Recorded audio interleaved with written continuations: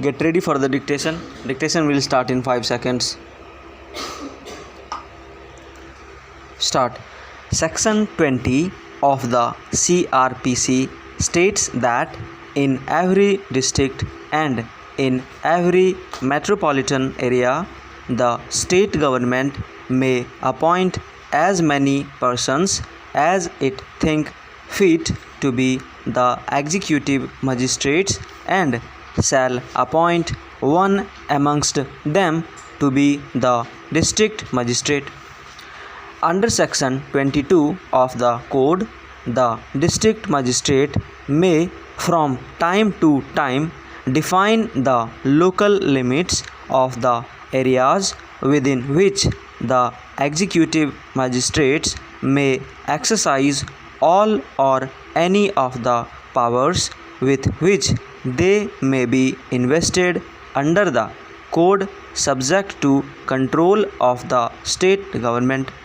From the above, it is clear that the Chief Judicial Magistrate, Chief Metropolitan Magistrate and the District Magistrate are separately referred to in the Code, and the High Court has been empowered to appoint Chief Judicial Magistrate and Chief Metropolitan Magistrate, while the state government appoints one of the executive magistrates as district magistrate in every district and in every metropolitan area. The Code of Criminal Procedure permits executive powers to be exercised by executive magistrates, whereas sifting of evidence, trial, etc. shall be exercisable only by a judicial magistrate. One of the arguments that was advanced before us was that when the legislature has made a clear demarcation of power by authorizing chief metropolitan magistrates in metropolitan area and district magistrates in non-metropolitan area to exercise the jurisdiction of assisting the secured creditors, and the Act being a self-contained code, there is no necessity to give such power to any other authority than those referred to in Section 14 of the Act.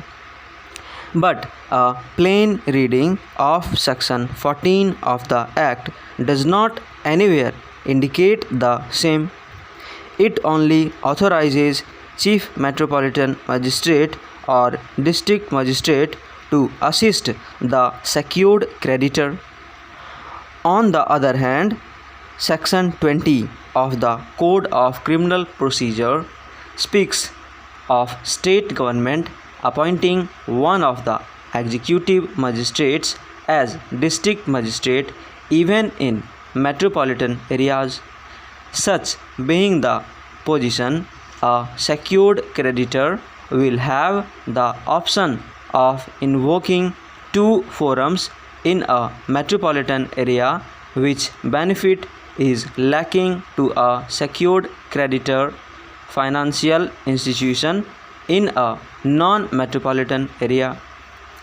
Be that as it may, it has been urged by the counsel for the petitioners that in view of Section 35 of the Act and the words used in Section 14 being clear and unambiguous, it would be impermissible to enlarge the jurisdiction by giving the power of assistance to Chief Judicial Magistrate in non-metropolitan area.